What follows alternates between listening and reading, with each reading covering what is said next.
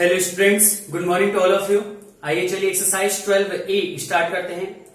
Exercise जो ये unit है डायरेक्ट एंड इनवर्स प्रोपोर्शन, ये बहुत ही इजी एक्सरसाइज है। आपको वीडियो के थ्रू समझ में भी आ जाएगी, इस वजह से मैंने ये वाली एक्सरसाइज को चूज किया है। यहां से मैं ऐसी ही एक्सरसाइज को चूज कर रहा हूं। मेरी कोशिश तो भरपूर है कि मैं लाइन से करवाऊं, लेकिन ये मेरी मजबूरी है कि मैं आपके लिए ये सब एक्सरसाइज ला रहा हूं। अगर मैंने बची हुई जितनी पीछे छोड़ी हुई एक्सरसाइज है उनको मैंने स्टार्ट किया तो उसमें मैक्सिमम 1 से 2 क्वेश्चन एक वीडियो पे हो पाएंगे, वो भी वीडियो की लिमिट काफी बढ़ जाएगी और हर एक टाइप का क्वेश्चन हो नहीं पाएगा, फिर उसमें मजबूरन मुझको उसको छोड़ना पड़ेगा।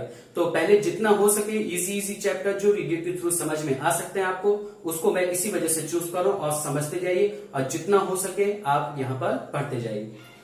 अब देखिए, डायरेक्ट और इनवर्स प्रोपोर्शन जो एक्सरसाइज है, जो चैप्टर है, वो आप पढ़ चुके हैं। क्लास 6 में जब भी मैंने पढ़ाया होगा, स्टेटमेंट टाइप के क्वेश्चंस को पढ़ाया होगा, तो मैं वहां पर उनको 1 का दिया है, ज्यादा का निकालना, मल्टीप्लाई करने के बजाय इसमें कंफ्यूजन ज्यादा होती थी।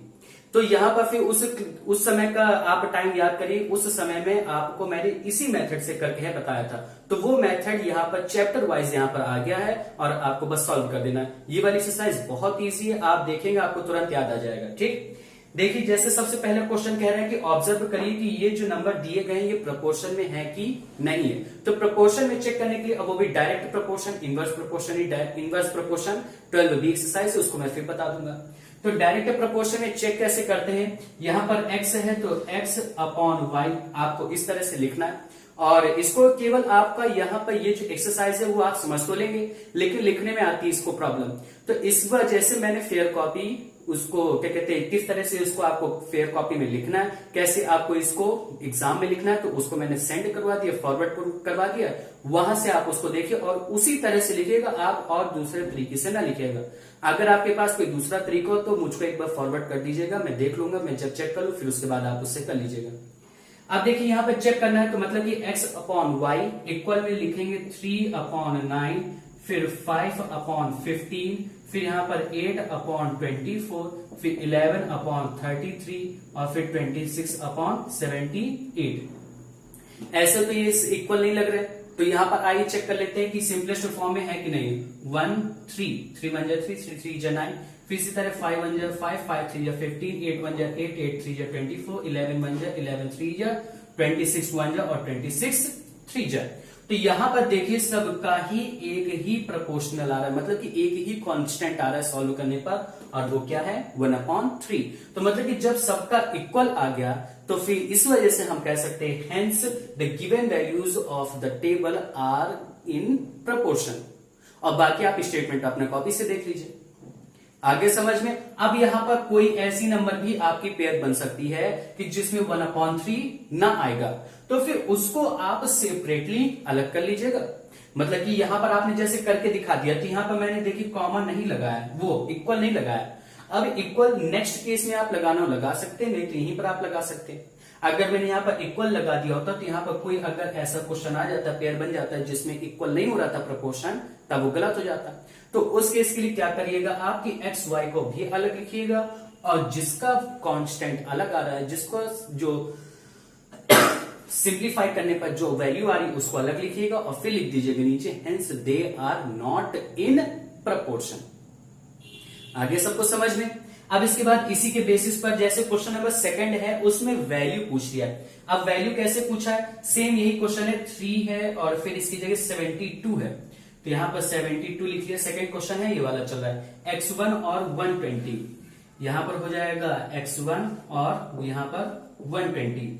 और बाकी आपको दिया है तो उससे मतलब मुझको नहीं है, मैं वैसे इससे क्लियर किए दे रहा हूं। चलिए आइए इसको भी लिख लीजिए, कितना टाइम लगना है। यहां पर अगर इसको नोट करेंगे तो फिर इसमें जैसे जितने दिए हैं फिर आपको उतने सॉल्व करना है, बस यहाँ पे ये क्वेश्चन कह रहा है। तो यहां पर दिया गया है x2 अपॉन 192 और इसी तरह यहां पर दिया है 10 अपॉन y1। ये क्वेश्चन नंबर 2 दिया हुआ है। क्या करेंगे यहां पर 3 अपॉन 72 इक्वल x1 अपॉन 120, क्योंकि दिया गया है कि ये प्रोपोर्शनल में है, डायरेक्टली प्रोपोर्शनल है xy, इस वजह से। अब x1 की वैल्यू निकालना है, क्रॉस मल्टीप्लाई करेंगे तो 3 × 120 upon 72 is equal to x1। इतना हो जाएगा। फिर काट देंगे तो 12 6 जा 72, 12 10 जा और फिर 3 2 जा 2 5 जा, तो x1 इज इक्वल टू कितना आ जाएगा 5 आ जाएगा। आ जाएगा कि नहीं आ जाएगा। यहां पर जब भी हमने इसको काट लिया, चाहे जैसे आप काट सकते हैं, सिंप्लीफाई कर दिया बस, और जो वैल्यू आई वही x1 की वैल्यू हो गई। इसी तरह से आपको x2 की निकाल लेना है और इसी तरह से आपको y1 की निकाल लेना है। आ गया समझ में? इजी है ना एक्सरसाइज। अब इसके बाद आइए क्वेश्चन नंबर नेक्स्ट लेते हैं। अब क्वेश्चन नंबर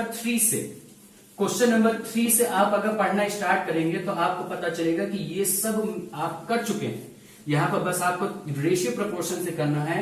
वहां पर अच्छा हुआ इस तरीके से मैंने बता दिया, तो आपको ये वाला तरीका भी आता है पहले से। तो क्वेश्चन मैं पढ़ता जाता हूं, आप देखते जाइएगा, इक्वेशन मैं लिखता जाऊंगा, बाकी आप सॉल्व कर दीजिएगा। तो जैसे क्वेश्चन नंबर फर्स्ट में लिखा है कि एक ट्रक है वो 510 किलोमीटर 34 लीटर में, मतलब कि कितने लीटर में कह रहा है 510 किलोमीटर कह रहा है, और कितने लीटर में 34 लीटर में। तो 34 लीटर यहां पे लिख लिया इज इक्वल टू, हमेशा यही करना है इसमें, ठीक। फिर कह रहे हैं कितनी डिस्टेंस पर 20 लीटर में, मतलब कि हमने x मान लिया और कितने लीटर में 20 लीटर में कह रहा है, तो 20 लीटर लिख लिया। ये क्वेश्चन नंबर थर्ड है। अब बस आपको किसी वैल्यू निकालनी है, x की वैल्यू निकालनी है, ट्रांसपोज कर दीजिए, मतलब कि क्रॉस मल्टीप्लाई 510 मल्टीप्लाई 20 अपॉन 34, 17 3 जा 51, 17 2 जा 34 और 2 10 जा इज इक्वल टू x है, मतलब कि x is equal to 300 kilometre आपका आंसर हो गया। आ गया सबको समझ में? तो यहां पर कुछ किया मैंने नहीं किया ना।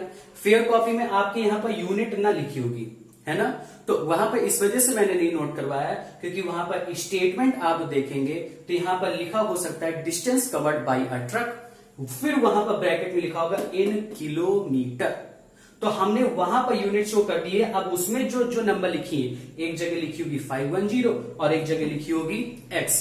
आप फेयर कॉपी इसी वजह से पहले मैंने करने को कहा था, कर लेते तो दिक्कत ना होती, जिसने कर लिया उसको नहीं भी हो रही होगी। फिर यहाँ पर नीचे लिखा होगा कि या जो पेट्रोल यूज हुआ है या जो डीजल यूज हुआ है उसका अमाउंट लिखा होगा, उसका स्टेटमेंट मुझको नहीं ध्यान है।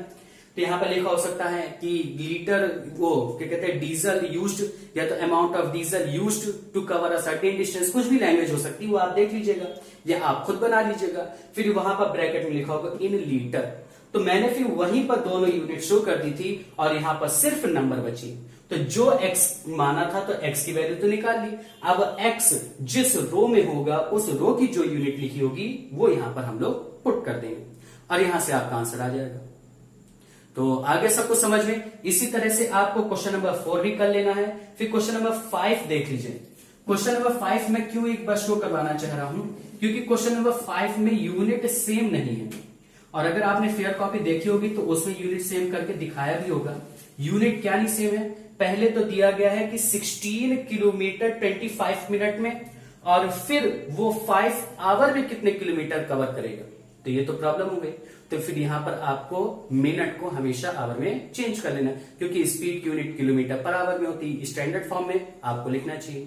तो यहां पर आप क्या लिख सकते हैं कि 16 किलोमीटर है ना, तो 16 किलोमीटर अब मैं नहीं लिख रहा, ठीक, बस आप सॉल्व करना समझ लीजिए, अपॉन 25 मिनट है, अभी 25 मिनट यहां पर समझाने के लिए मैं लिख रहा हूं, इज इक्वल टू कितने किलोमीटर 5 आवर में, ये क्वेश्चन कह रहा है। तो फिर यहां पर अब क्या करेंगे कि ये जो मिनट है इसको चेंज करना पड़ेगा, तो आइए चेंज करते हैं। कैसे? इसका मतलब है कि 16 को डिवाइड करना है 25 मिनट से, मिनट को आवर में चेंज करने के लिए क्या करेंगे 60 से डिवाइड, और फिर इक्वल x अपॉन 5, 60 से डिवाइड करते मतलब ये आवर में चेंज हो गया। जैसे ही आवर में चेंज हो गया तो इसने भी अपने आवर को भेज दिया, कहता है कि अब मुझको जरूरत नहीं है, अब यहां पर ये भी आवर में आ गया, बराबर बराबर आ गया। अब क्या हो जाएगा 16 multiply 60 upon 25 is equal to x upon 5 हो गया। बाकी आपको अपना काम अपने मन से पता है, ठीक, आपको इसको सॉल्व कर लेना और आपका आंसर आ जाएगा। आगे सबको समझ में? फिर उसके बाद क्वेश्चन नंबर 6 से इसी तरह क्वेश्चन नंबर 7 भी, 8, 9। अब 9 में जैसे देखिए कह रहा है 9 क्वेश्चन समझ लीजिए, करना बिल्कुल इसी तरह से है, बस क्वेश्चन समझना है।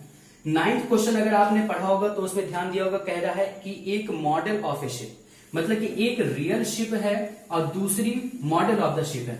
मतलब कि रियल शिप बनाने के पहले उसका मॉडल तैयार किया गया। मॉडल छोटा, शिप बड़ी होगी। तो यहां पर हमको मॉडल और शिप के बीच में है डायरेक्ट प्रोपोर्शन दिया गया। कह रहा है कि जो एक मॉडल है शिप का, उसके मास्ट की हाइट जो है वो 9 सेंटीमीटर है। तो मास्ट की हाइट चाहे आप कुछ भी मान लीजिए, तो यहां पर ये 9 सेंटीमीटर हो जाएगी मॉडल की। फिर जो रियल मास्ट तैयार होगा शिप का, तो उसकी हाइट जो है, देखिए लिखा है ना, while the mast of the actual ship is 15 metre high. तो जो रियल मास्ट होगा उसकी एक्चुअल हाइट कितनी होगी? 15 मीटर, और ये सेंटीमीटर में है, तो यहां पर क्या आ जाएगा नीचे? 15 मीटर। अब यहां पर आप अभी चेंज नहीं करिएगा यूनिट, मैं बता रहा हूं क्यों नहीं करिएगा। फिर कह रहे हैं कि अब जो लेंथ ऑफ द शिप है, मतलब कि शिप की लेंथ, तो हमने तो शिप को नीचे माना है ना, तो शिप की लेंथ कितनी होगी? 35 मीटर। तो कह रहा है कि उस मॉडल की लेंथ कितनी होगी? मतलब कि x आ जाएगा। हो गया। अगर यहां पर आप इसको ध्यान दें तो 9 centimetre multiply 35 metre upon 15 metre is equal to x लिख सकते हैं। ये क्रॉस मल्टीप्लाई होगा, 9 मल्टीप्लाई 35 अपॉन 15। तो यहां पर ये मीटर कैंसिल आउट हो गया। तो क्या सेंटीमीटर को छोड़ के और कोई यूनिट बची? नहीं बची ना। तो मतलब कि आपको फिर यूनिट को यहां पर चेंज करने की जरूरत नहीं है।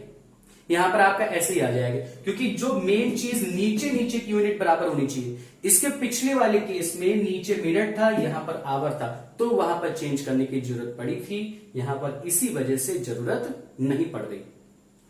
तो ये वाला क्वेश्चन अब आप कर लीजिएगा, सिर्फ काटना बचा है, इसको सिंपलेस्ट फॉर्म में लिखिएगा, आपका आंसर आ जाएगा। फिर उसके बाद क्वेश्चन नंबर 10 देखिए।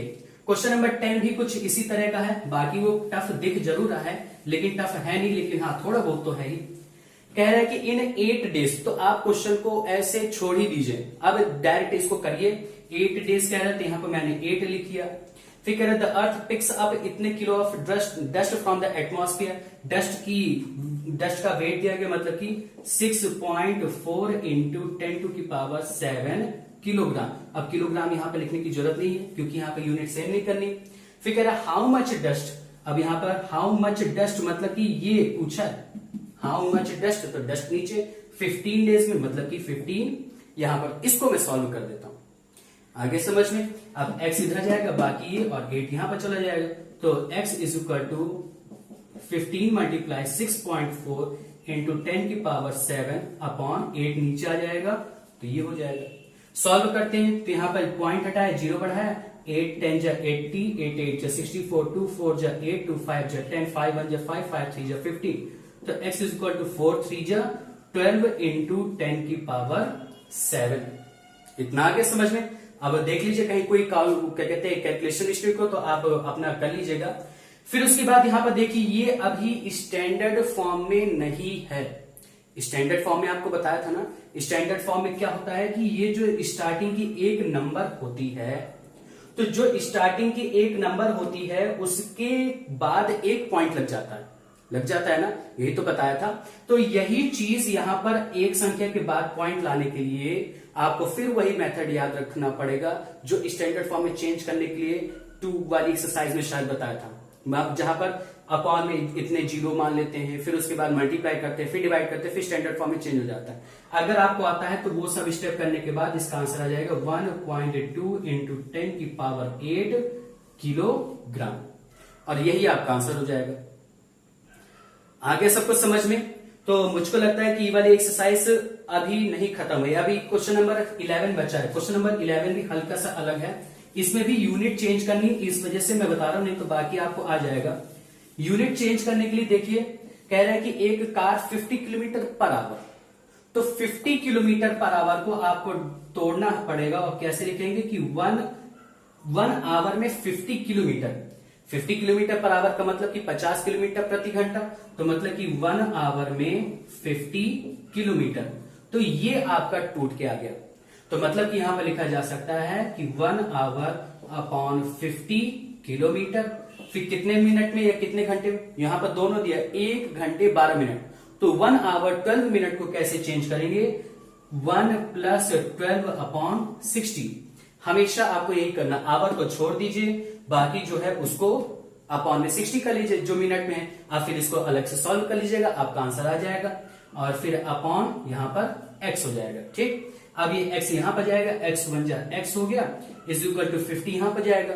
इसको सॉल्व करेंगे तो 12 5 जा 5 1 जा, ठीक। तो इसको अब आप सॉल्व कर लीजिए कि 72 आएगा, 72 12 6 जा 72 और फिर 12 5 जा 60, तो 6/5 आ रहा है। तो यहां पर फिर 6/5 इसको सॉल्व करने पर आ रहा है पूरा 6/5 मल्टीप्लाई 50, 5 से काटा 10 आया, तो x is equal to 60 kilometre, और यही आपका क्या हो गया, आंसर हो गया। आगे सबको समझ में? तो इसकी यूनिट चेंज करनी थी, इस वजह से मैंने बता दिया, बाकी आपको सब इसी तरह से कर लेना है। और लास्ट वाले क्वेश्चन के लिए भी आपको यूनिट देख लीजिए कि रीनू जो है वो 540 वर्ड्स हाफ एन आवर में टाइप करती है। तो हाफ एन आवर आप लिखना तो जानते ही होंगे, फिर भी मैं बता दे रहा हूं 540 वर्ड्स हाफ एन आवर का मतलब 1/2 आवर। फिर कितने वर्ड्स, मतलब कि x वर्ड्स 8 मिनट में, 8 मिनट का मतलब 8/60 आवर। चेंज हो गया, इसको यहां ले जाइए तो 540 multiply 8/60 is equal to 1/2 multiply x। इसको यहां बाकी आप ट्रांसपोज कर लीजिएगा, 2 यहां पर चला जाएगा, फिर आप इसको सॉल्व करिएगा और आपका आंसर आ जाएगा। आगे सबको समझ में? और सेम इसी के अपोजिट इनवर्स प्रोपोर्शन है, उसको भी मैं समझा दूंगा, अलग से वीडियो में समझा दूंगा, आज नहीं बता रहा हूं उससे रिलेटेड। लेकिन अगर आपको आ जाए तो आप अपना एक्सरसाइज 12B तक कंप्लीट कर लीजिएगा, और नहीं तो आपका वर्क यही है कि आपको एक्सरसाइज 12A तक अपनी फेयर कॉपी कंप्लीट कर लेनी है।